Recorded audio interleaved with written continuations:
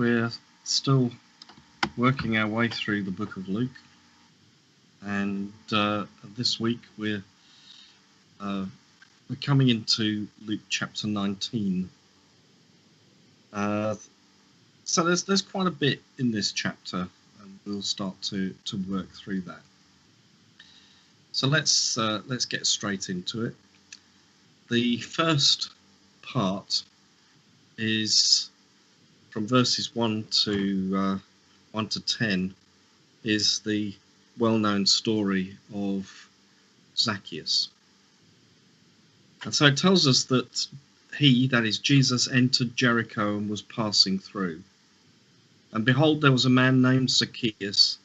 He was a chief tax collector and was rich. And he was seeking to see who Jesus was, but on account of the crowd he could not, because he was small in stature. So he ran on ahead and climbed up into a sycamore tree to see him, for he was about to pass that way. And when Jesus came to the place, he looked up and said to him, Zacchaeus, hurry and come down, for I must stay at your house today. So he hurried and came down and received him joyfully.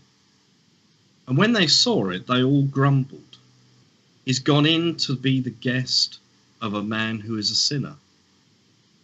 And Zacchaeus stood and said to the Lord, Behold, Lord, the half of my goods I give to the poor, and if I have defrauded anyone of anything, I restore it fourfold. And Jesus said to him, Today salvation has come to this house, since he also is a son of Abraham. For the Son of Man came to seek and to save the lost. So again, it's one of these familiar stories, but sometimes we need to take a little bit of time, I think, especially to pay attention to a familiar story. So the first thing we're told is that Jesus has entered Jericho. In last week's passage, we saw that he was heading towards Jericho and something had happened on his way as he was coming close to Jericho. Now he's in Jericho itself. He's not just entered, but he's part way through. He's passing through, it says. The first thing to understand is that Jericho was probably one of the wealthiest cities in Israel at that time. Because it was wealthy, it was spread out as a city. It had lots of larger houses. It had many villas and so on. It had many parks, lots of palm trees. It was a very attractive city, a very attractive place. And so this man, it says, was a chief tax collector. Some versions call him a publican, which is a title for this. Now his job was actually to employ other tax collectors. The job was to get them all organized. They would all report to him. They would go and collect the taxes and bring them in. And he's regarded as a sinner by the Jews because he's working for the Romans. He's regarded effectively as a collaborator.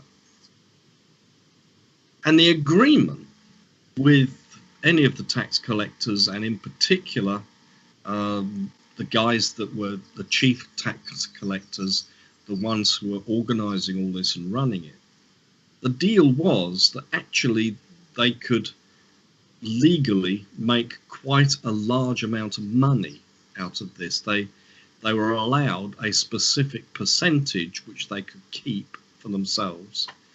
And that wasn't skimming. That was all part of the deal. You be a tax collector for us and you can keep this amount. That's your pay. That's your reward. And obviously the more tax these guys brought in, the more percentage they got, the wealthier they became. And so under the arrangements, the legal arrangements, they could become very, very wealthy indeed. So it makes the point. He was a chief tax collector and he was rich. He was particularly rich because he's doing this in a very wealthy town. He's doing this in a town full of rich people who are living a very rich lifestyle. But he'd heard about this Jesus and wanted to see him. But a big crowd had gathered that were pressing on him. And so what we gather from this story, because the next line says, so he ran on ahead, what we gather is that actually he had tried at another part of the city where Jesus had entered, but he couldn't get anywhere near him to see him. And one of the other things it says here is that he was small in stature. Now, in the ancient world, if it makes a point that you're small of stature, then you are very small. And the chances are that he was actually shorter than 5 foot. He was a very small man indeed. So he's run on ahead, but he knows that the crowd is still going to be surging around Jesus when they get there. So he's picked his position. He's picked a position where he's actually chosen to climb a tree because the city is so spread out, and there are these large open spaces. If he climbed up onto the top of a building, then the chances are that building's going to be too far away from Jesus for him to get a good look. He's wanting to get close in there. So he's worked out that there is a point where Jesus is going to go right past a particular point. There's a sycamore tree there, it says, and so he's climbed into this because he knows that this is going to be a point where Jesus is going to come past very close. He's going to get a good sight of him, and he's going to be able to hear what Jesus is saying. So the sycamore tree, what is this?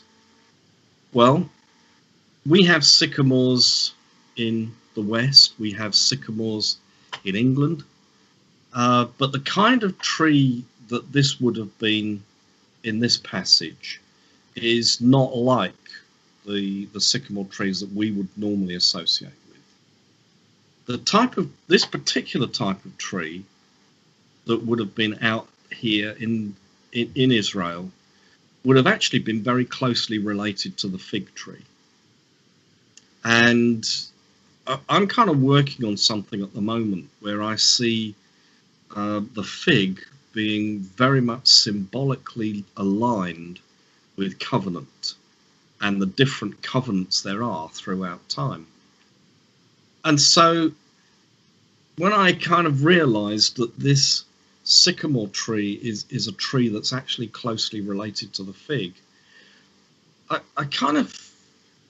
it's one of those wonderful things about the way scripture is written, that the things that God includes and the symbols sometimes are really quite fascinating. You know, the Bible's taken the trouble not just to say he climbed a tree, but a specific tree, a sycamore tree, a tree which is related to the fig which seems to be related to covenant.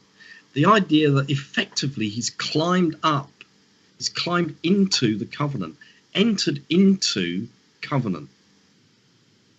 This is what he's actually doing in this passage. He's entering into the new covenant that Jesus is bringing.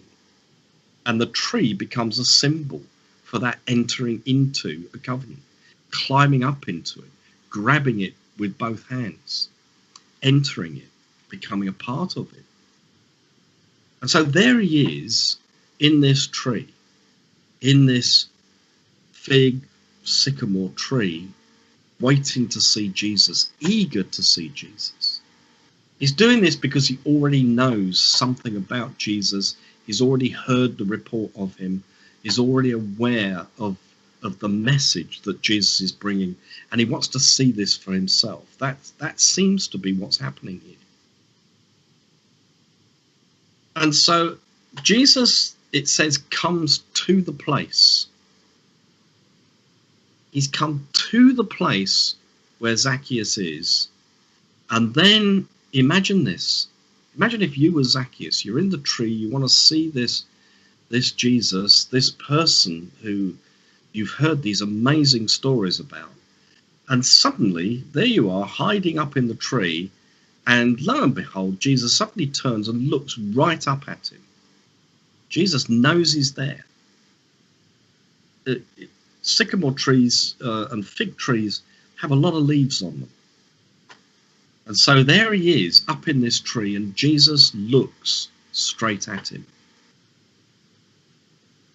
And then he says this, Jesus, hurry and come down, for I must stay at your house today. You know, it doesn't actually matter how great your status is. In this society, you never invite yourself into somebody's house. It's just not the done thing. And yet Jesus has actually done this several times. If you look through the four Gospels, you'll see that this isn't the only time that he's taken it upon himself to invite himself into somebody's house. And he's called him by name. He hasn't just simply noticed that there's this short guy up a tree and, you know, we need to talk, we need to get together. No, Jesus knows who this man is, knows about him. This is the mark of a prophet, that a prophet would call out somebody's specific name and then decide that he wants to talk to him and spend some time with him. But just this very fact has caused Zacchaeus to respond to the grace that he has heard about. He comes down quickly. He receives Jesus joyfully. This was better than he could have hoped for. And all those that saw it grumbled, talking about Jesus, criticizing Jesus. He's gone in to be the guest of a man who is a sinner. These guys weren't liked. They were hated.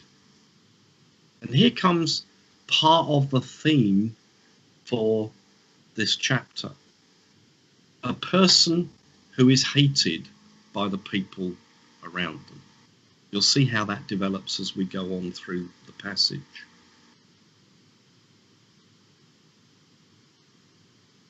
Zacchaeus responds and stands and says to Jesus, "Behold, Lord, the half of my goods I give to the poor." So this wealthy man is in a wealthy city, and actually it doesn't matter how wealthy a city is, there's always poor in any city. There are always those that have nothing. But sometimes wealthy cities have fewer poor in them than poor cities. Cities that are crammed, cramped, where there's a lot of people who are just trying to survive together. Often, there's a strange irony that a poor person can actually find it easier to survive in a place where there are many other poor people than in a place that's very wealthy. Because while you would think that if you were begging in a place where there are a lot of wealthy people, or seeking help in a place where there are a lot of wealthy people, you would have thought that because the wealth is there, that it would be easy to get hold of some of that wealth and help. But actually, the converse is true. Typically, they find it more difficult to encourage somebody to give to them, somebody who is rich to give to them. So Zacchaeus makes this statement, "I'm going to give half of my goods to the poor." Now, if we're talking locally, This would make a very big difference to the poor in that area who are struggling in that area. There won't be as many, but they will be struggling even more greatly than those in a poor place, if you understand what I'm saying. But then he goes on and says, if I have defrauded anyone of anything. And I find this interesting. Many commentators just leap on the fact of, the guy's obviously defrauded people. But I'm always interested by the way that that's phrased. And if I've defrauded anyone of anything. I don't think this isn't an admission of defrauding per se. I think this is a situation where his suggestion is that if I have actually, I think it's about if he's been over exuberant in doing the job and has not realised that actually he's not been as fair in the collecting of taxes as he should have been, and an inadvertent over taxation of some people. If I have defrauded anyone of anything, I will restore it fourfold. I don't think this man is intrinsically a bad man. I think his whole heart here is not indicative of a massive transformation from a place of wickedness and sinning, but is more a case of a realignment of where he's already at to focus more on following Jesus, and that he is willing to take an action of grace in order to deal with it. Because if you think about it, if he's defrauded a huge number of people, then to restore it fourfold, I mean, if he's going to have this queue all the way down the street and sort of wrapped around the city because he's been engaged in regular defrauding, he's going to hit a point where he's going to run out of money, and there are people at the end of the queue who are not going to get anything because he's run out.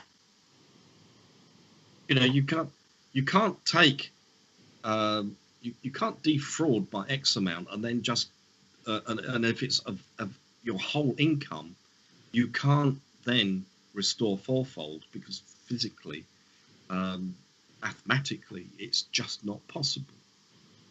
So he's going to be able to do this. He's going to restore it fourfold. And what is interesting is Jesus talks about him in verse 9 as being a son of Abraham. The guy knows the law. And it's interesting that, to understand what the law states about any theft or defrauding. You see, in Exodus 22, verses 1 to 4, it talks about this kind of restoration, the fourfold or possibly even fivefold restoration. But that restitution is only for stolen oxen and sheep, only if he has slaughtered or sold them. So it doesn't apply to money generally, doesn't apply to theft generally. This law only applies to oxen and sheep. It only further applies if he has slaughtered them or sold them. It only also applies if a sufficient number of people have witnessed the act. And so actually he's gone way beyond. He's not making a restitution here for oxen and sheep, although the way sometimes these old tax things work, sometimes people did pay their taxes with livestock. But he's saying right across the board, if I've defrauded anyone of anything, I'm going to restore it fourfold. He's restoring more than is suggested in the law, and the law has three conditions. A, oxen or sheep, B, that he's then sold or slaughtered the oxen or sheep, because if he's still got those oxen and sheep and making restitution, then he can simply give them back. Okay, the three conditions have to be fulfilled. And thirdly, there have to be witnesses to the fact that he has stolen it. So these are not conditions that are being set up here for the restitution of the payment of taxes back to people. He's gone way beyond the requirements of the law here. And Jesus says, today salvation has come to this house, since he is also a son of Abraham. For the Son of Man came to seek and to save the lost. So, okay, that's Zacchaeus. Let's move on to the parable that Jesus then tells, the parable of the 10 minas. So beginning in verse 11, it says, as they heard these things, he proceeded to tell a parable because he was near to Jerusalem. Now at that time, the old original Jericho was actually further south and slightly further east of where this later Jericho is. It's not actually the same city. So this city is not all that far from Jerusalem, which is saying here. And because they supposed, it said, that the kingdom of God was to appear immediately. So he's telling this story because of the idea that the people had got that Jesus, as the king, as the Messiah, was actually about to rescue Israel from the Romans. So they were looking forward to the fact that they were going to enter Jerusalem and thought that Jesus was going to kick the Romans out, was going to raise an army quickly in order to restore the position of Israel to its former glory. And so he tells a story. He tells the story of a nobleman who went to a far country to receive for himself a kingdom and then return. Calling 10 of his servants, he gave them 10 minas and told them to engage in business until he comes back. So he's taken the 10 servants and given each of them what is equivalent today. Basically, a mina represented about 100 days worth of pay. So what we're talking about here is that what he'd given them, each servant, if we're talking in today's money, is probably the equivalent of about £8,000 or £9,000. And he's told them to engage in some business until he comes back. And then it says, but his citizens hated him and sent a delegation after him, saying, we do not want this man to reign over us. And let's just pause here for a moment, because I've already given you an example, which we actually covered in John's Gospel, of the story of Lazarus, the parable of Lazarus. And if you remember, I was talking about that parable that actually Jesus is using real life examples, and that the whole parable appears to be actually all about Annas, the high priest, who is the rich man in the story of Lazarus. Annas, who had 5 sons, and in the story of the rich man and Lazarus, we have the 5 brothers. There's a lot about that story which indicates that it relates to a true story, a true event that is happening at that time in Israel. And actually, I think this happens several times in Luke, and this is one of them. So let's just quickly look at the elements again. A nobleman who is going, it says into a far country, but let's just say a far place for the moment. to receive for himself a kingdom, and he's going to come back. This actually happened. You see, Herod the Great had fought for some time to establish his own authority as a ruler over Palestine. And he got that from the Romans. The Romans gave it to him. He's effectively a Philistine who's living in that area, a local Palestinian. He's not a Jew. He's a Gentile. But in order for his descendants to also be able to rule part of the kingdom, they actually have to go and present themselves to the Roman authorities. And in this story, people were going to Rome, far country, in order to present themselves to the Romans and present their credentials, etc., in order to be appointed a ruler over a region. And what had happened was that the bulk of Palestine and that area had come under Herod the Great, but that area was now going to be split up into 4 regions, and his sons were going to acquire authority over some of those regions.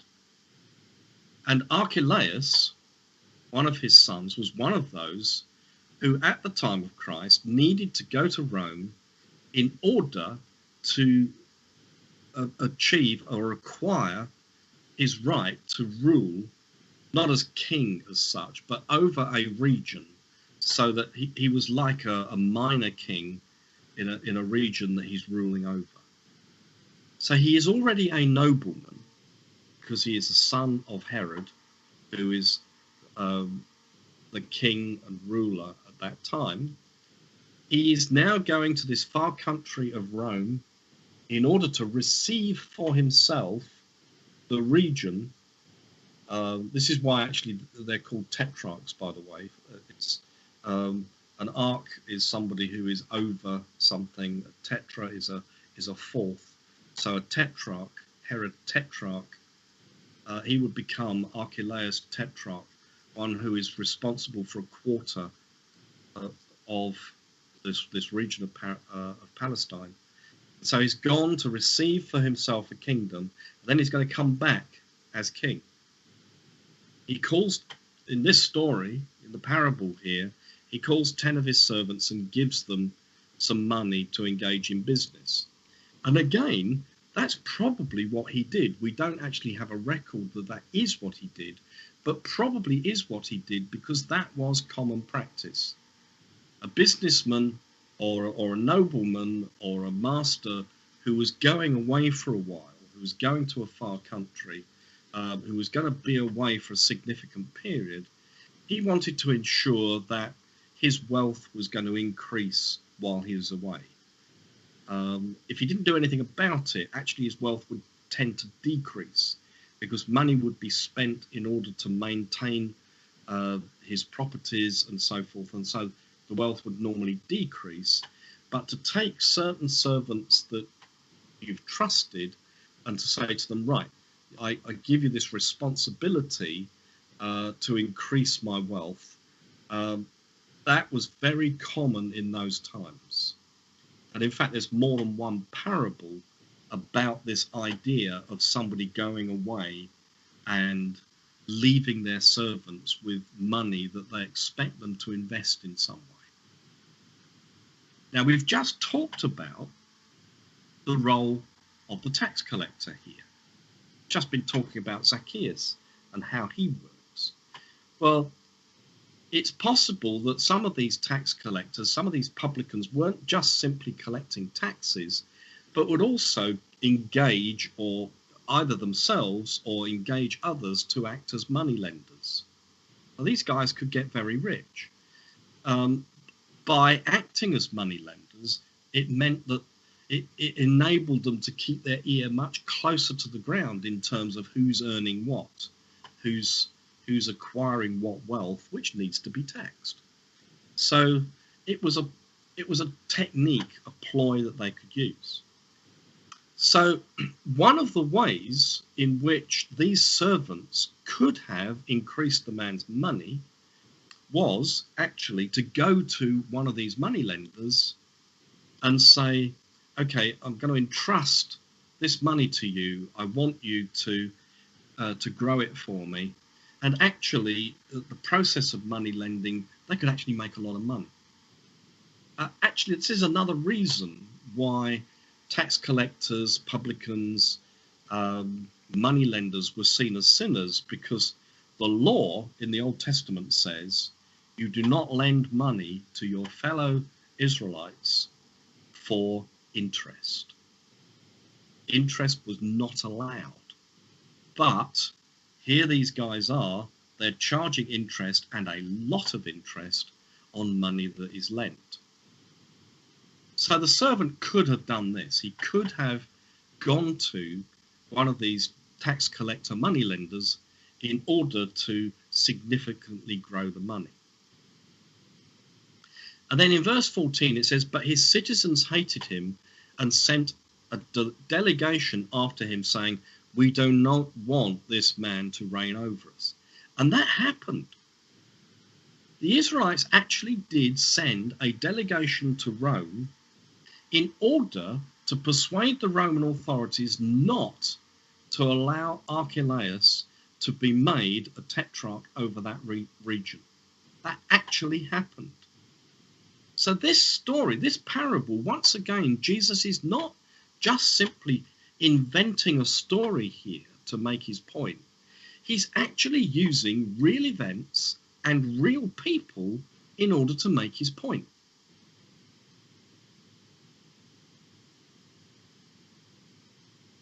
So when this man in the story, in the parable, returns, having received the kingdom, having received his authority, so the delegation had failed, and again this had happened with Archelaus.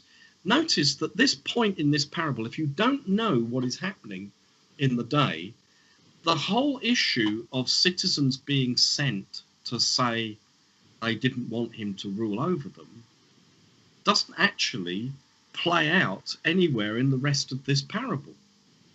So why has Jesus included it? He's included it in order to make it clear that this is a real event that he's quoting, that he's using in order to tell his story.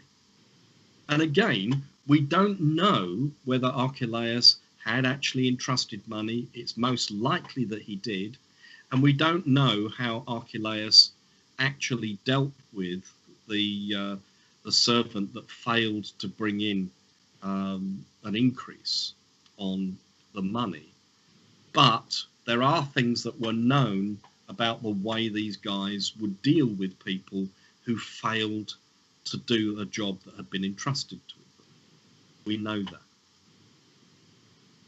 So what then happens in the parable is the idea that some of them had made a lot of money, and this is not unrealistic amounts of profit that could be made at that time if you were even basically putting your money to a money lender. These guys had done fairly well. And because in this story, this is a nobleman who now has a region that he's in charge of, what we see here is that having seen servants who have done their duty, who have completed their responsibility, that across the region that he's responsible for, he now knows that he can put these servants in charge of certain cities, governors of certain cities, so that they can keep an eye on his territory and the people that are living under him. So according to how well these guys have done, he appoints to them the cities that they are going to look after. Does this in proportion. And then we have the one who has failed altogether to do anything sensible with the money.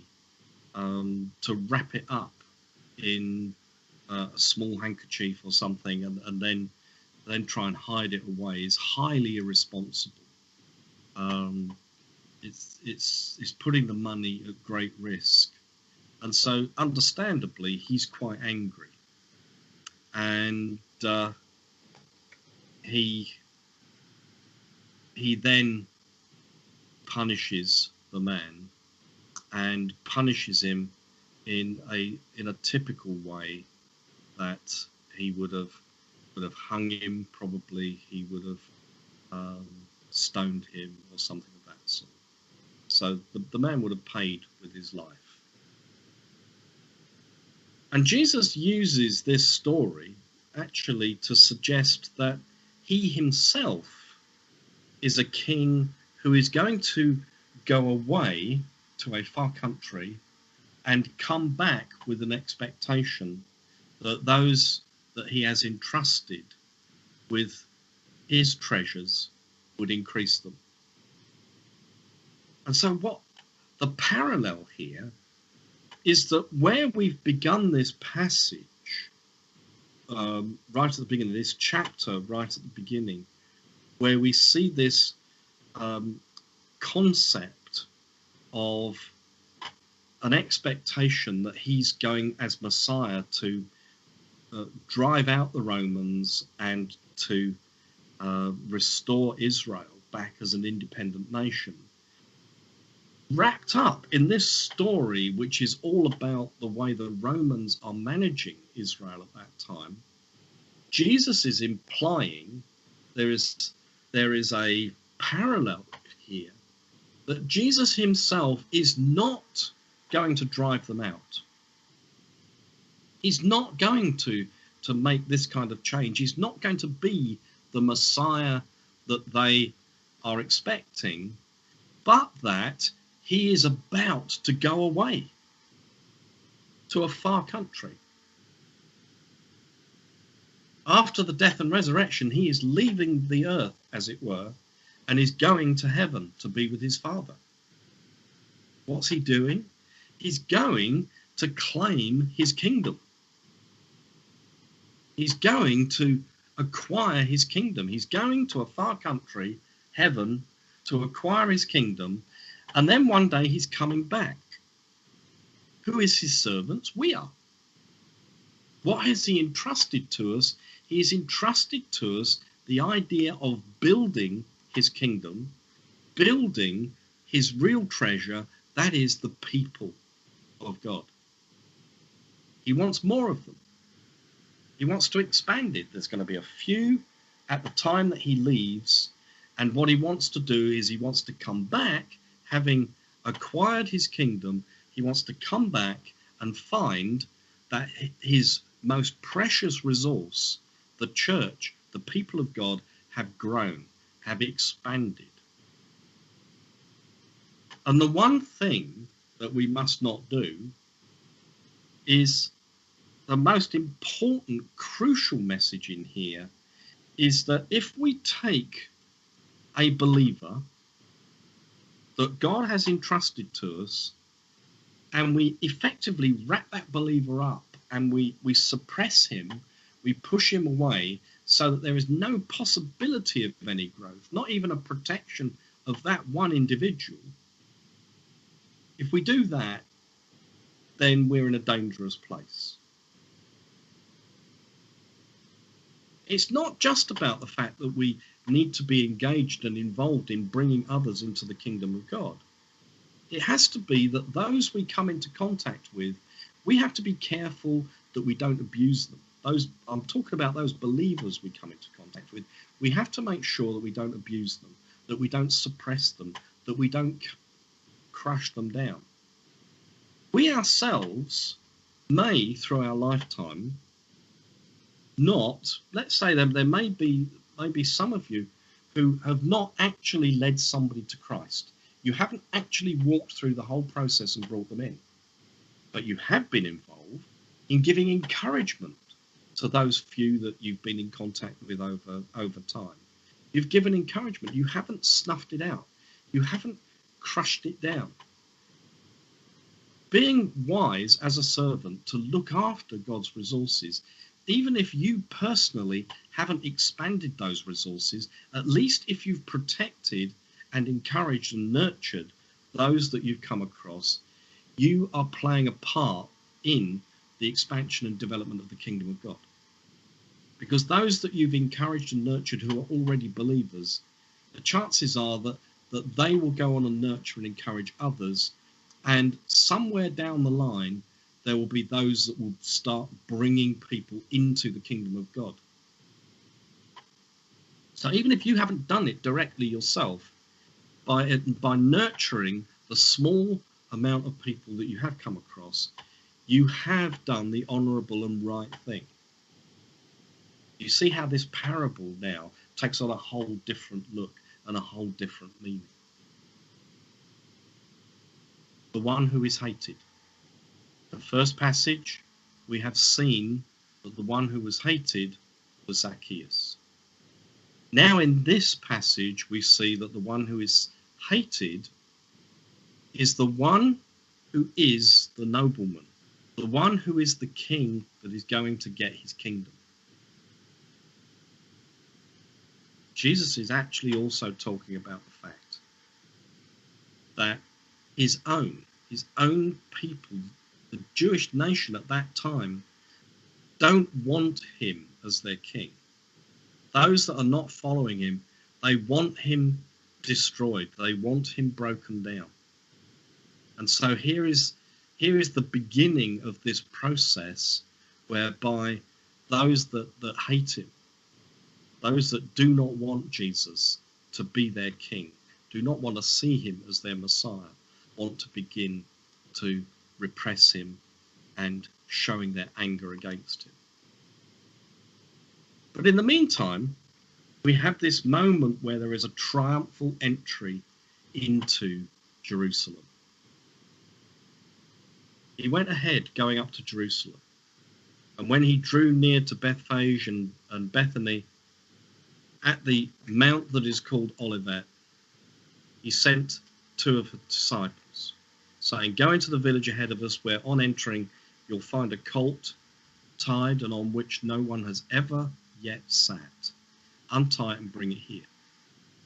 And if anyone asks you, why are you untying it? You shall say, the Lord has need of it."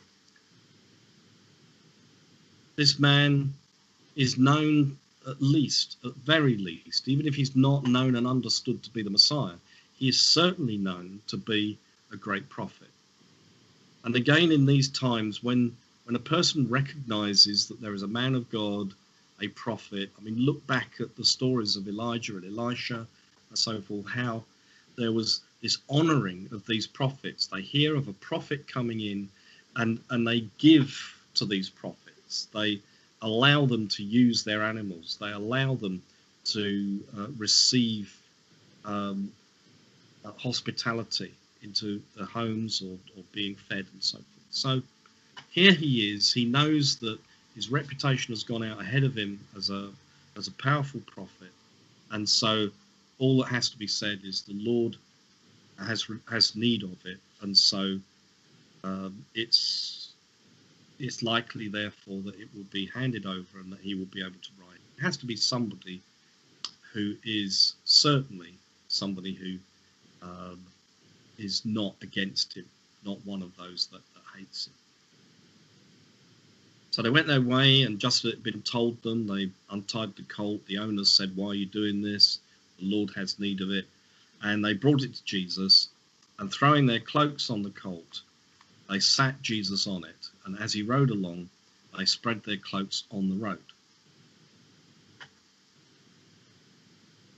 There is a situation where if you're riding into a city as a king in a triumphant way, then you would ride a horse. But equally, if a king is approaching a city in a state of peace, he doesn't ride a horse. He rides a donkey, an ass, or a colt, something smaller, something that does not represent a threat, a fighting animal.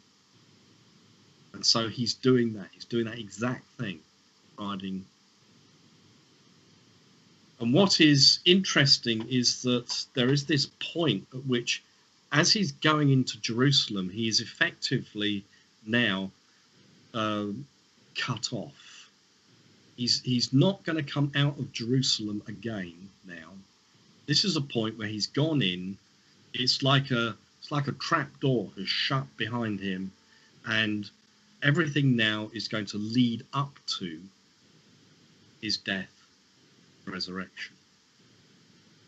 And that's the cutting off that is talked about in Daniel. We just touched on Daniel last week before, where the timing of things, it talks about when the Messiah will be cut off, and then the timing from that point to the point where he will be crucified. And again, there is a divergence in terms of those that love him and those that hate him. And so one of the things that happens is that as he's coming in, and there's a whole multitude of disciples rejoicing, there's other people coming in, they're singing his praises, crying out with a loud voice. And then it says, they were saying, "Blessed is the King who comes in the name of the Lord, peace in heaven and glory in the highest." And one of the reasons I got Pete to read that psalm this morning is that there's a group of psalms from Psalm 113 through to Psalm 118, which then and even to this day are used and sung during the period of Passover. Remember that he's coming into Jerusalem, and what is fast approaching here is Passover.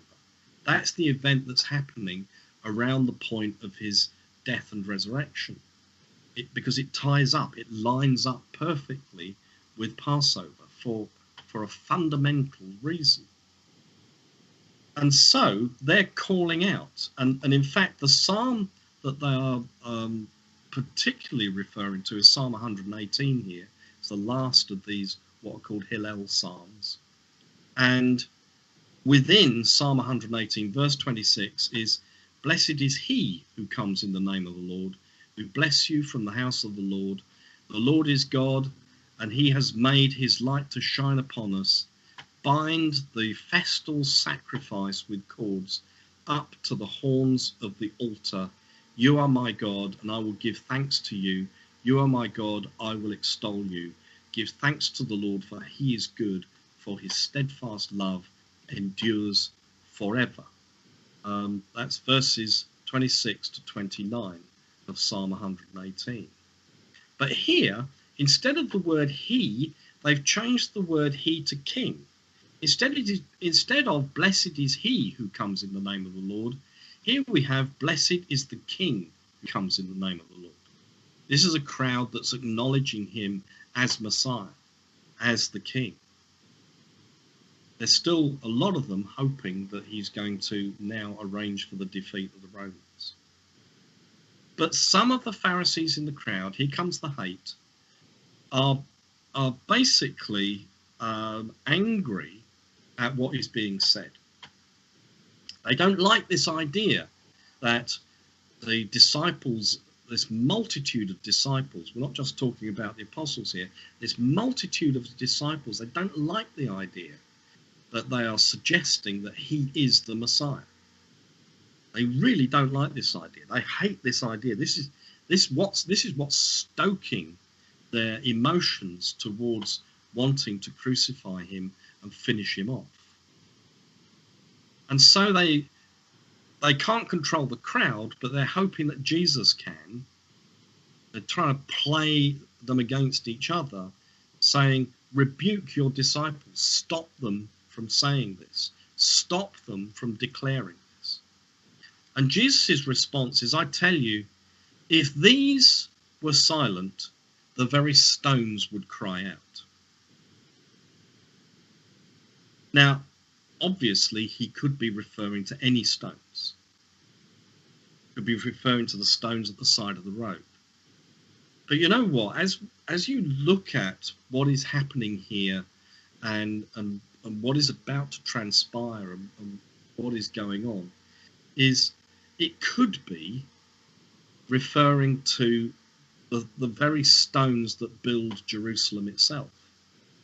Because he knows that this place, which is seen as a holy place, is going to be brought down.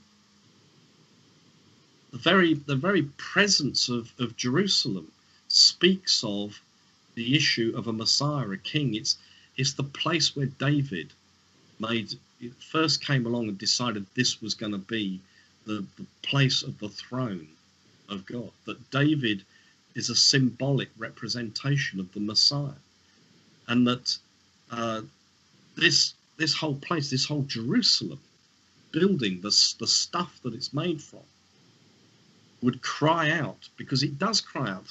You go through history, you go through the Old Testament, and you look at the number of places where it talks about Zion, it talks about Jerusalem being a place that extols the virtues of God, that extols the Messiah, and so forth.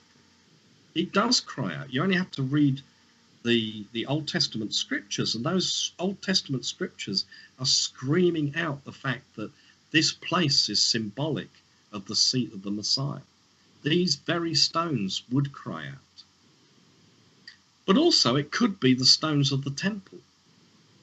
All of these things are about to be demolished into dust, destroyed, because Jesus is the one who founds the true temple of the church, establishing this. And you know, the Romans came in and they did actually lay waste to Jerusalem in short order, within a matter of relatively a few years. And in fact, this first levelling did bring down the temple and a lot of the city. But then later on, particularly after a Jewish revolt, a fairly significant Jewish revolt, where once again the Jews were able to bar themselves inside Jerusalem, which was very difficult to take at the time. One of the problems being that much of it was onto a peak leading up to Mount Moriah and Mount Zion. The Romans actually tried to fill the valleys to try and literally flatten the whole lot down, so that if they had to lay siege on Jerusalem again in the future, that it would be easier because the ground would be flattened. So actually the big valleys that were between the Mount of Olives and Zion and Moriah, and actually even the valley between Zion and Moriah, the Romans actually did an enormous amount to try and fill some of that, to try and level it off. Didn't succeed in completely flattening it, but it was to try and flatten the whole area, literally. So, symbolically, they are stones which will cry out, declaring who Jesus is, simply because of the place that it is. The next passage, we see Jesus weeps over Jerusalem, because he knows what's coming. He knows what's going to happen. He knows that a lot of it's going to happen because of the hatred towards him. And then at the end of the passage, we see where he enters into the temple and begins to drive out those who sold, saying to them, "It's written, my house shall be a house of prayer, but you've made it a den of robbers." And he was teaching daily in the temple, and the chief priests and scribes and the principal men of the people were seeking to destroy him, because they hated him. But they didn't find anything they could do, for all the people were hanging on his every word. That's what he wants. He wants us to hang on every word that he brings. Cleanses the temple, drives out those who are defrauding the people. We begin at the beginning of this chapter with a man who was a tax collector, probably most likely also involved in money lending, who was a man who could easily defraud, even sometimes uh, unintentionally, but a defrauding, a man who has come through grace to accept the fact that if he's defrauded, he will make recompense.